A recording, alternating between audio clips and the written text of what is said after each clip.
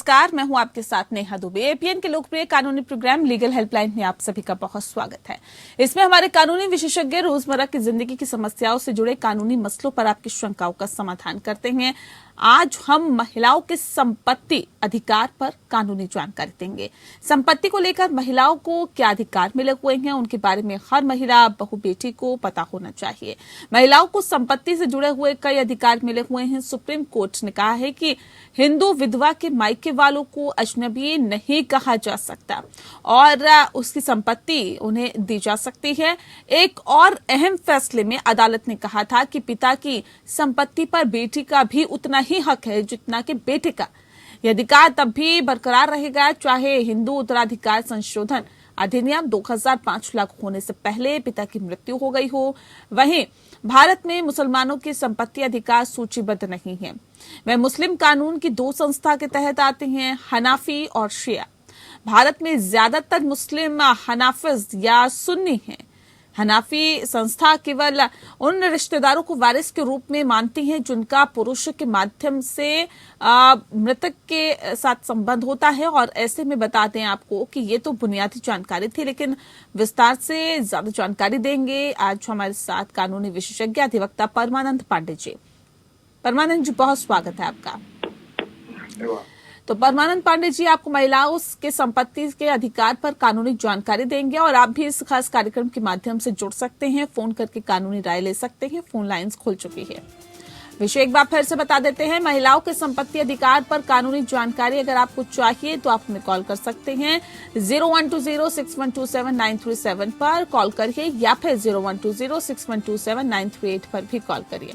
महिलाओं के संपत्ति अधिकार पर कानूनी जानकारी अगर आपको चाहिए तो इन नंबर्स पर कॉल कर सकते हैं और जानकारी आप ले सकते हैं।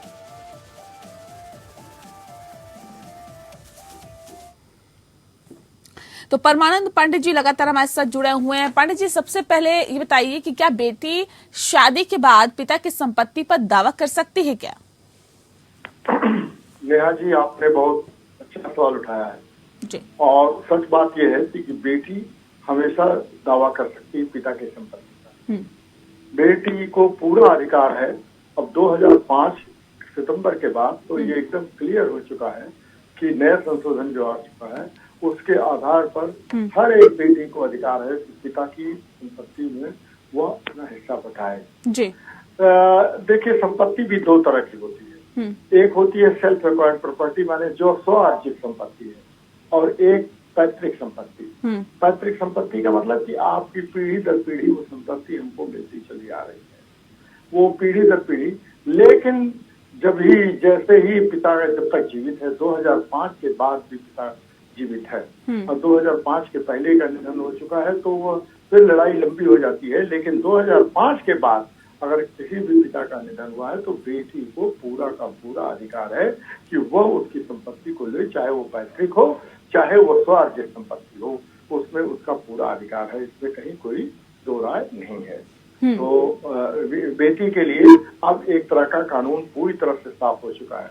लेकिन मुस्लिम कानून के तहत जो आपने बात कही है, वो मुस्लिम कानून में थोड़ी अड़चने हैं, क्योंकि उसमें हनफी कानून हमारे यहाँ जो माना जाता है, हनफी कानून के अंतर्गत ये स्थिति है कि बेटी को अधिकार मिलता है लेकिन पूरा अधिकार नहीं मिलता, बराबर का अधिकार नहीं मिलता है। उसको बेटे का आधा हिस्सा मिल पाता है, ये एक कमी है। लेकिन वो अलग बात है। जहाँ तक हिंदू की बात है, हिंदू, जैन, सिख और ये पारसी, ये इनमें पूरा का पूरा अधिकार बेटी को मिलता है। जी, ठीक है। सर, ये भी बताइए कि बेटे की प्रॉपर्टी में माँ के अधिकार क्या होते हैं? बेटे की प्रॉपर्टी में माँ का उतना ही अधिकार है जितना उसकी पत्नी का अधिकार है। देखिए, कहते हैं legal air first class, second class, third class legal air होते हैं। तो क्लास 1 एयर में उत्तराधिकारियों में माँ भी पूरी तरह से अधिकार है कि उसकी बेटी की संपत्ति में उसको अधिकार मिले। अब ये कई बार होता है कि बेटा माँ के निधन के पहले ही बेटा चला जाता है। ये बहुत अनफॉर्चुनेट सिचुएशन है, बहुत ही बड़ी दुर्भाग्यपूर्ण स्थिति है कि अगर बेटा चला जाता है तो बेटा की पत्नी को और बेटे के बेटियों को जितना अधिकार मिलता है उतनी ही बेटे की माँ को भी पूरा अधिकार मिलता है। जैसे अगर मान लीजिए माँ जीवित है और बेटा का निधन हो चुका है, तो बेटे के परिवार का जो उसकी पत्नी है, जो उसके बच्चे हैं, जितना उनको अधिकार मिलता है उतना अधिकार माँ को भी मिलता है। तो माँ को पूरा संपत्ति में, बेटे की संपत्ति में पूरा अधिकार है। वो क्लास 1 एयर, वो प्रथम श्रेणी के उत्तराधिकारी के रूप में उनको हिस्सा मिलता है। जी सर, सौतेले बच्चों के प्रॉपर्टी में अधिकार पर भी आप जानकारी दीजिए। देखिए, सौतेले बच्चों की प्रॉपर्टी की बात जो आती है, ये इसमें थोड़ा मामला पेचीदा है। सौतेले बच्चों की प्रॉपर्टी की बात होती है, मान लीजिए 2 तरह के बच्चे सौतेले माने जाते हैं। एक तो ये है कि माँ कहीं से आई है और किसी के साथ उसकी शादी हो चुकी है, फिर वो बच्चों को लेके आई है और वो अपने पति के साथ रह रही है, तो वो पति के लिए वो दोनों सौतेले बच्चे होते हैं। और एक ऐसा होता है कि पति जो है, जब ऐसा है कि वो कई बार वो उसमें पत्नी के बच्चे आते हैं, और कई बार ऐसा होता है कि वो पत्नी उसके लेके चली गई है और दूसरी पत्नी को उसने रख लिया, तो जो दूसरी पत्नी गई है उसके बच्चों की बात आ जाती है।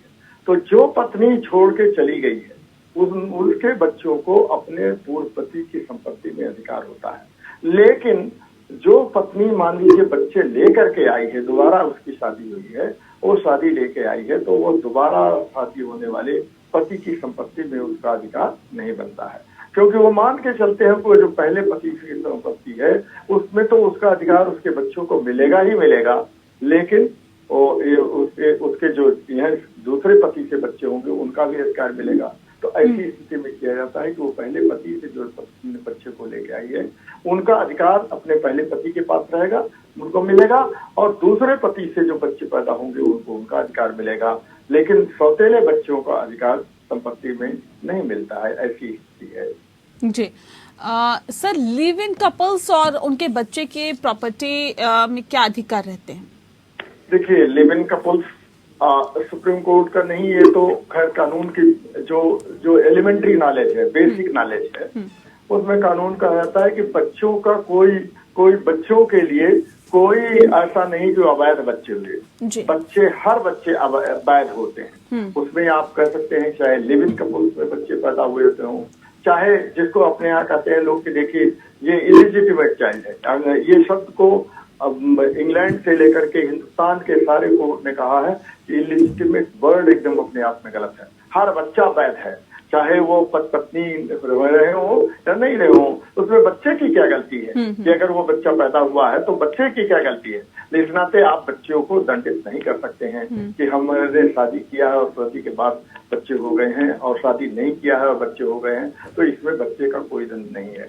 इसलिए लिव इन रिलेशनशिप में भी जो भी बच्चा पैदा होता है उसको पूरा अधिकार है कि वह अपने लिव इन रिलेशनशिप में रहने वाले अपने पति के साथ, उसके पति नहीं, जो लिव इन रिलेशनशिप में जो पुरुष रह रहा है उसकी संपत्ति में पूरा अधिकार मिलता है।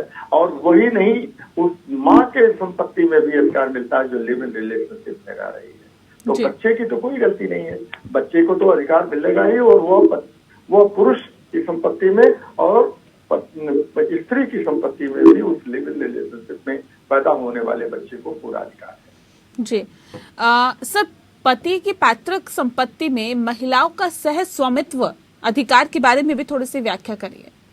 देखिए, पैतृक, मैंने आपसे कहा ना कि 2 तरह की संपत्ति है, एक स्वआर्जित सेल्फ एक्वायर्ड प्रॉपर्टी, एक पेरेंटल प्रॉपर्टी। तो पेरेंटल प्रॉपर्टी में जो पेरेंटल प्रॉपर्टी जो को-पर्सनरी राइट जिसको अंग्रेजी में बोलते हैं सहभागी अधिकार, वह 4 पीढ़ियों से कम का नहीं होना चाहिए। 4 पीढ़ियों के बाद जब आते हैं तब आपको को-पर्सनरी राइट मिलता है। लेकिन अगर पत्नी मान लीजिए आई है और 4 पीढ़ियों की संपत्ति में बात आ गई है और वहां संपत्ति में तो को-पार्टनर वो नहीं बन पाती है। उसके बच्चे तो को-पार्टनर बनेंगे लेकिन वो स्त्री को-पार्टनर। लेकिन सेल्फ एक्वायर्ड प्रॉपर्टी है, अगर स्वआर्जित संपत्ति है तो उसमें उसका पूरा का पूरा अधिकार मिलता है। लेकिन अगर उस दुर्भाग्य से, मैं दुर्भाग्य शब्द प्रयोग कर रहा हूँ, दुर्भाग्य से उस पति का अगर निधन हो जाता है तो उस क्लास 1 एयर की तरह से, प्रथम श्रेणी की एयर के कारण उस स्त्री का भी पूरा का पूरा अधिकार है, चाहे वो पैतृक संपत्ति हो या स्वआर्जित संपत्ति हो, वो पूरा का पूरा अधिकार है। ठीक है, ठीक है। पंडित जी आप बने रहिए हमारे साथ। इस वक्त हमारे साथ एक दर्शक फोन लाइन पे जुड़ गए हैं। सुनीता जी हैं, मोहाली पंजाब से इस वक्त हमारे साथ हैं। सुनीता जी बहुत स्वागत है आपका। पूछिए क्या है सवाल आपका। मैम हमारा ना एक प्लॉट था जी, तो उसके ऊपर किसी ने कब्जा कर दिया। थोड़े दिन के लिए मैं नहीं जा पाई थी देखने के लिए प्लॉट को। जी, हेलो, जी जी सुन पा रहे, बताइए। हाँ तो ये अब मुझे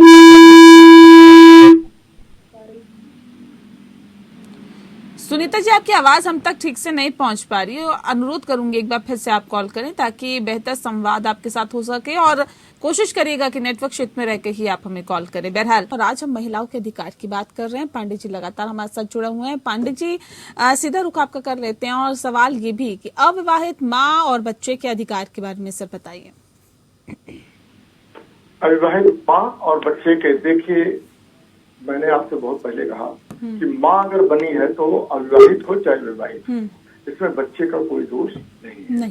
बच्चा तो वैध है, बच्चे में तो कोई ये सवाल ही नहीं उठाया जा सकता है कि यह अवैध बच्चा है। माँ अविवाहित है, ये बात अलग है कि अविवाहित माँ अगर बनी है माँ, तो उसको ये साबित करना पड़ेगा कि वो उसके जो बच्चा पैदा हुआ है वो इस व्यक्ति से पैदा हुआ है, तब जाकर के उसकी संपत्ति में वो अधिकार पाएगी।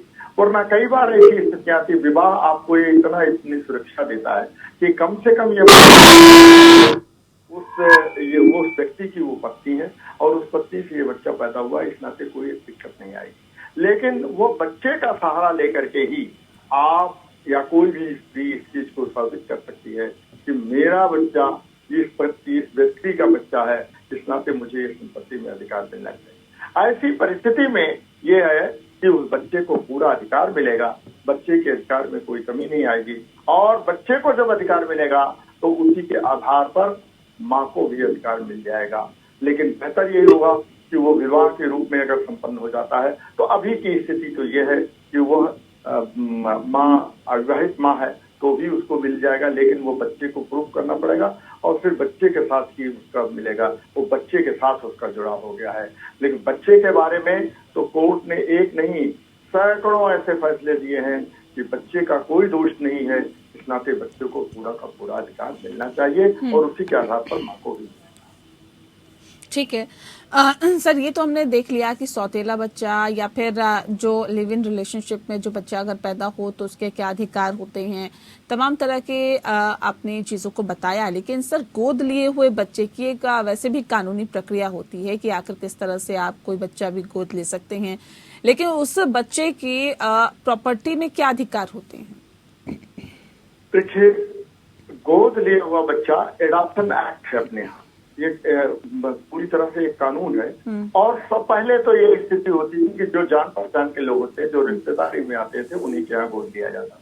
आज की एलके की स्थिति है कि रजिस्ट्रेशन कराना पड़ता है, और मान लीजिए अपनी रिश्तेदारी में नहीं कोई मिलता है, जान पहचान में नहीं मिलता है, तो वहां जाकर रजिस्ट्रेशन कराइए और वेलफेयर चाइल्ड वेलफेयर सेंटर से उनको बच्चे को दें। लेकिन एक चीज साफ हो जानी चाहिए कि एडॉप्शन एक्ट के तहत जिस बच्चे का गोद लिया गया है वो पूरी तरह से कानूनी रूप से हकदार है पिता की संपत्ति में पाने के लिए और माँ की संपत्ति में से पाने के लिए अधिकार है। गोद लिया हुआ एडॉप्ट किए हुए बच्चे को आप उतना ही अधिकार जो नैसर्गिक बच्चे का अधिकार होता है, जो बायोलॉजिकल फादर और मदर एक दूसरे बच्चे को देते हैं, उतना ही उनको अधिकार मिलता है वैसे बच्चों को।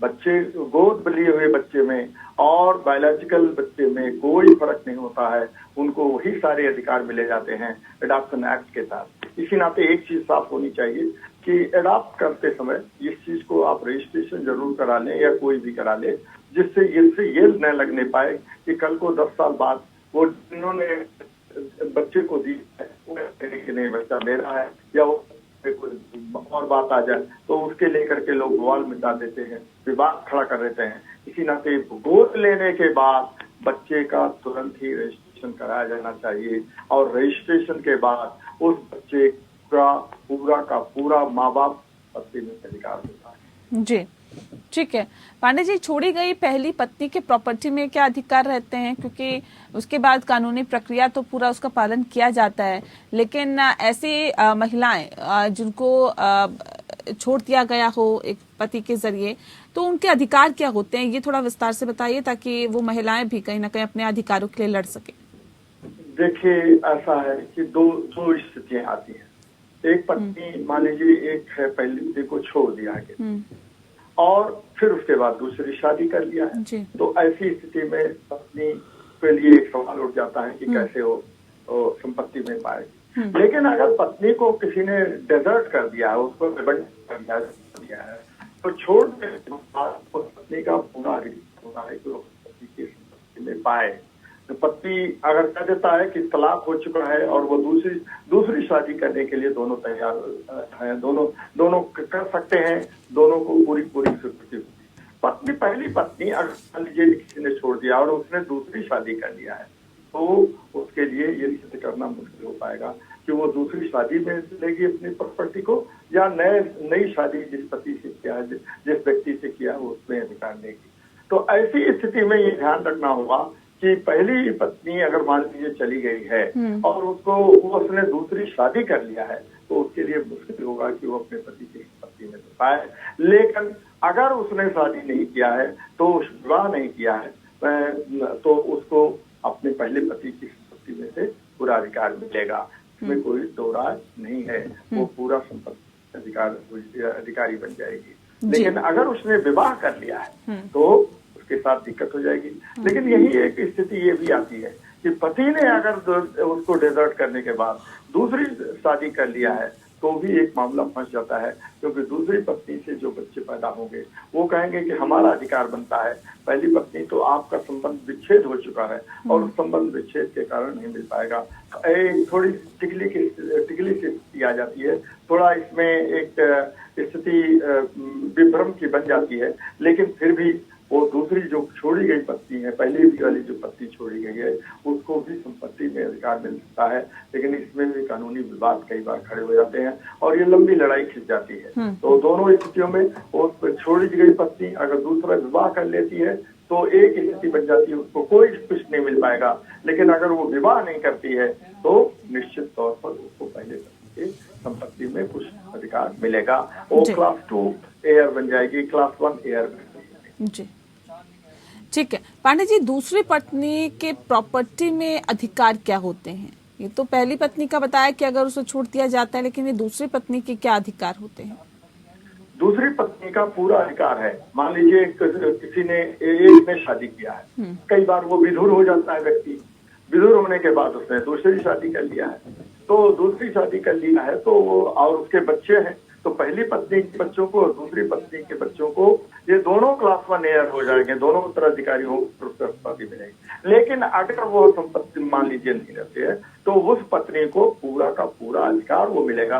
अगर वो पत्नी मान लीजिए दूसरी पत्नी भी विधवा हो जाती है, या पहली पत्नी विधवा हो चुकी है, तो फिर पहली पत्नी अगर विधवा हो चुकी है तो अपने पति के पूरे संपत्ति में उसका अधिकार होगा। लेकिन दूसरी पत्नी भी अगर विधवा हो जाती है, तो भी उसको उसके पति की संपत्ति में अधिकार मिलेगा और उसके जो बच्चे पैदा होंगे उनको भी पूरा का पूरा अधिकार मिलेगा। और पहली पत्नी से जो बच्चे पैदा होंगे उनको भी दोनों बच्चों को बराबर रहेगा। उस पत्नी को जो दूसरी पत्नी आई है, वो दूसरी पत्नी को भी अपने पति की संपत्ति में एक तरह से एक क्लास 1 एयर की तरह से वो पाएगी अधिकार, उसका उत्तराधिकार में कोई कमी नहीं है। ठीक है, धर्मांतरण का प्रॉपर्टी के अधिकारों पर क्या प्रभाव पड़ता है? धर्मांतरण का असर पड़ता है। धर्मांतरण का मान लीजिए किसी हिंदू ने अगर धर्मांतरण करके किसी मुस्लिम लड़के से शादी कर, तो ये मान के चला जाता है कि उसने धर्म बदल दिया है। धर्म बदलने का मतलब उसकी विचारधारा भी बदल दी। जी। तो उसको उसके जो बच्चे होंगे और उसको जो संपत्ति में अधिकार मिलेगा, जो भी मिलेगा, तो पूरा अधिकार, मैंने कहा ना कि थोड़ा सा वो भेदभाव मूलक है, तो उसमें वो इस्लाम के तहत मिलेगा, न कि उसको हिंदू मैरिज एक्ट के तहत मिलेगा। लेकिन अगर कोई पत्नी, कोई महिला अगर आई है, मान लीजिए सिख या क्रिश्चियन या पारसी या किसी दूसरे धर्म से हिंदू धर्म में विवाह किया है, ये हिंदू धर्म में विवाह किया, तो उसको ऐसी संपत्ति में अधिकार मिलेगा जिस ढंग से हिंदू मैरिज एक्ट के तहत एक पत्नी को मिलता है, उसमें उसको पूरा अधिकार मिलेगा। और पूरा अधिकार का तात्पर्य कि उसके साथ कोई भेदभाव नहीं किया जाएगा। 2005 के संशोधित कानून पूरा का पूरा है। जी जी जी, चलिए बहुत शुक्रिया आपका पांडे जी, आपने बहुत विस्तार से महिलाओं के अधिकार के बारे में जानकारी हमारे दर्शकों को दी और बहुत विस्तार से आपने बताया कि महिलाओं के क्या अधिकार होते हैं, कैसे वो कानूनी लड़ाई लड़ सकती हैं, उनके अधिकार के बारे में, क्योंकि उनको जानना बेहद जरूरी होता है। कानून की जानकारी के अभाव में महिलाएं अपने हक के लिए नहीं लड़ पाती, लेकिन पंडित जी ने बहुत ही विस्तार से बहुत बखूबी बताया कि आखिर महिलाओं के किस वक्त पर कौन से अधिकार होते हैं और कैसे वो अपने हक के लिए आगे बढ़ सकते हैं। लीगल हेल्पलाइन में फिलहाल के लिए इतना ही। मुझे दीजिए इजाजत। नमस्कार।